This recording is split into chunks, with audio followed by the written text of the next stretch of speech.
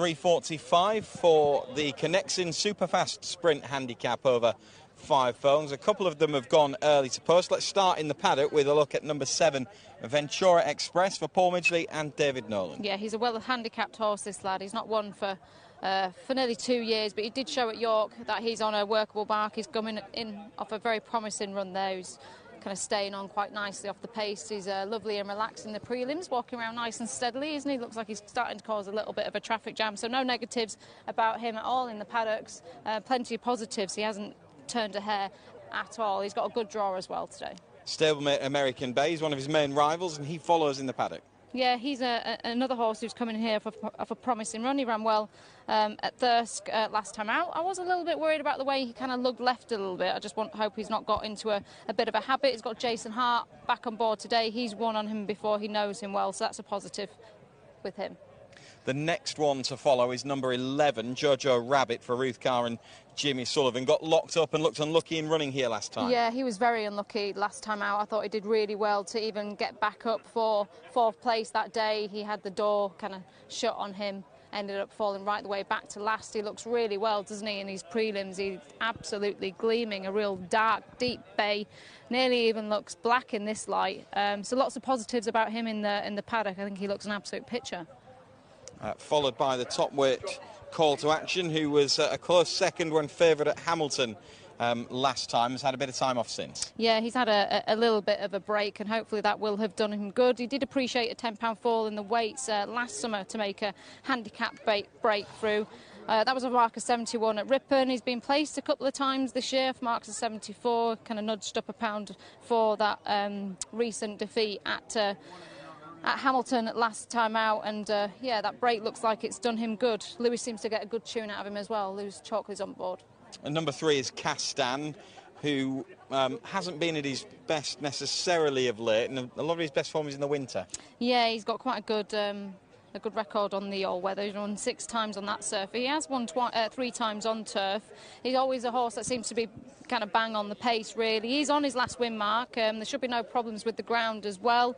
I don't think he'll mind even dropping back into a Class 5 today as well. So he's got a chance. I wouldn't completely write him out.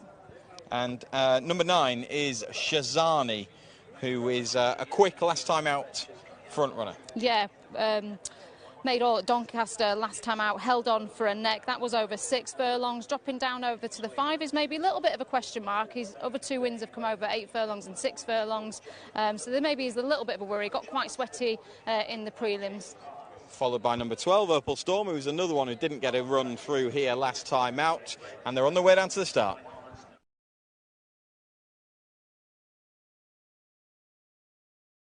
The purple spots under white cap, ridden by Lewis Edmonds. And horse number 12 is Opal Storm, wearing the red and green check with the hoop sleeves and a green cap, ridden by Faye McManaman. As you heard from Andrew, 3 horses went to post early. Horse number 2, Holback, wears red with red and white striped sleeves and black epaulets, ridden by Tom Kiley Marshall. Number 5, Good Earth, went early, wearing a black jacket with a beige hollow box and a black cap, ridden by Tom Eves. And 10, Infinity Blue, also went to post early, wearing red with yellow seams, red sleeves and a yellow cap, ridden by Ryan Sexton. Horse number 11 is Jojo Rabbit, wearing a beige jacket with brown seams, brown armlets and a brown cap, ridden by James Sullivan.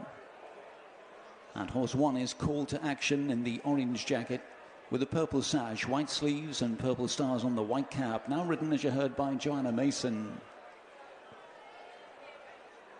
So there are 10 runners for race number 4. The Connexin Superfast Sprint Handicap Stakes is due to start at 3:45. Racing over 5 furlongs once again. The start in the bottom right-hand corner of the track as we look out from the grandstand down the track to your left if you're over in the centre of the course. And currently they're betting 2-1 American Bay. It's 100-30 Ventura Express and 7-2 Shazani. They're then betting 11-1 about Call to Action. Same price, 11-1 Castan and Jojo Rabbit. It's 18-1 Good Earth. They're betting 22-1 Holback. Also on 22-1 is Opal Storm. And it's 40-1 Infinity Blue. 10 runners on their way to post for race number 4.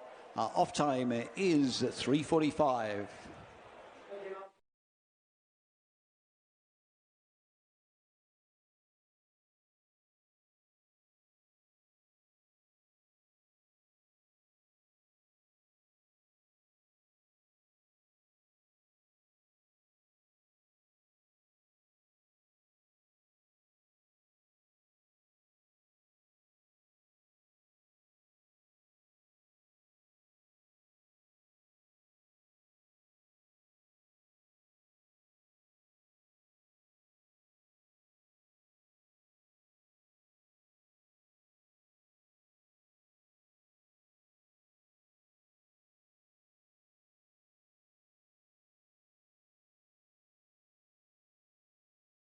Keen on runners, Ingleby, Archie and Squealer, but good competitive race this, and it should be. Let's have a look at the market. American base 2-1 to win it. Ventura Express at 130 money from earlier Shazani, who is likely, I imagine, from 2 to want to go and attack the speed, and given the way that horses have been getting on the lead and staying there, that perhaps informs that market move. 11-1, Call to Action, Castan 11-1, Jojo Rabbit 11-1, Good Earth at 18s, 22s, Holdback, Opal Storm at 22s, and Infinity Blue 40-1. American Bay, your 2-1 market leader as we go forward for the 3:45. Adele and Chris. Yeah, American Bear solid in the market at 2-1. A couple of them went early to post. We didn't really get a good look at them in the paddock. That was number 2, Holback, and number 10, Infinity Blue, that made their way down early. Infinity Blue, first start of the season for him. Paul Midgley won the race last year, and he's got the front 2 in the betting this time around. Let's start with the horse who is currently at the top of the betting, American Bear. There he is in shot, number 4 on the card.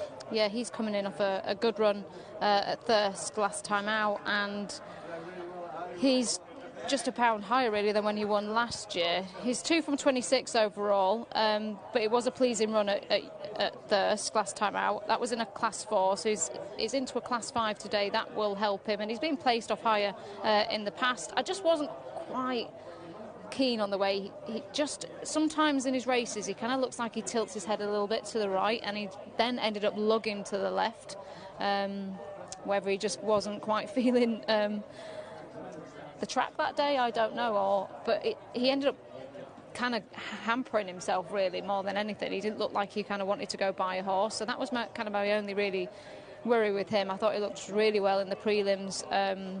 Paul Midgley and his team looked like they've got him in really good form, but just that is a little bit of a worry for me. I'm not saying he looked ungenuine, but it just kind of gave me a little bit of a vibe.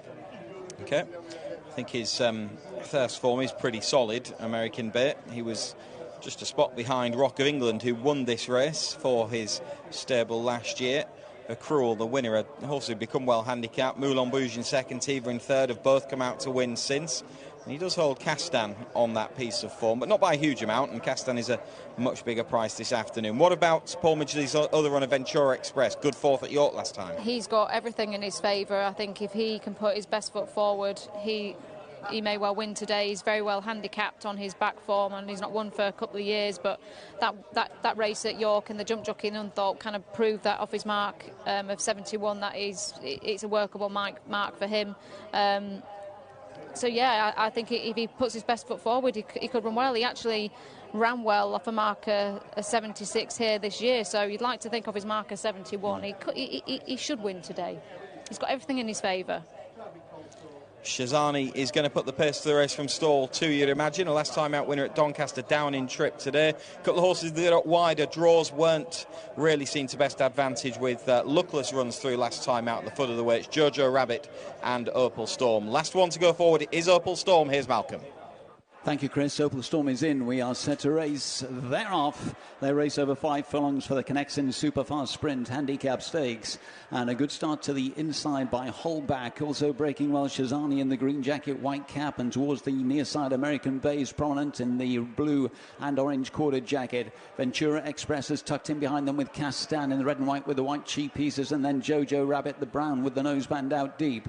Call to Action sits back with Good Earth. Opal Storm is well back in the field as well. And Infinity Blues at the back of the 10 runners as they head up the hill. They're already approaching halfway. Holback with the striped sleeves, white cap towards the inside, and almost upsides is Shazani. Right behind those, Ventura Express in the maroon and white check, followed by Castan in the centre, trying to run on American Bay, but down towards the final furlong they come, and it's still Holback off the front. Shazani's trying to close in second and making a good fist of it, and Shazani starts to power past. Call to Action's coming out of the pack. Castan is kept going as well. They go inside the final half furlong. Shazani towards the far side. Call to Action flying, but Shazani's gone on to win to Call to Action. Castan was next. They were clear of Infinity Blue, finished 4th. Back-to-back wins for Shazani, down in trip for just the 2nd time in his career over the minimum distance, but he showed good boot from his inside draw, and he makes all to get the better of top weight Call to Action, who returns in really good form on the first start since finishing second in a tight finish at Hamilton back in June. He has run really well in defeat, but the winner, maybe not quite made all actually, but he was certainly well up there from the get-go, and he keeps on going nicely. Yeah, he was coming in here in really good form, wasn't he? The only one that had kind of won their last start, and didn't mind the step down to 5 furlongs. He's got bags of stamina as well, this lad. He's won over 8 furlongs, and he kind of appreciated a bit of a fall in the weights when he won at Doncaster.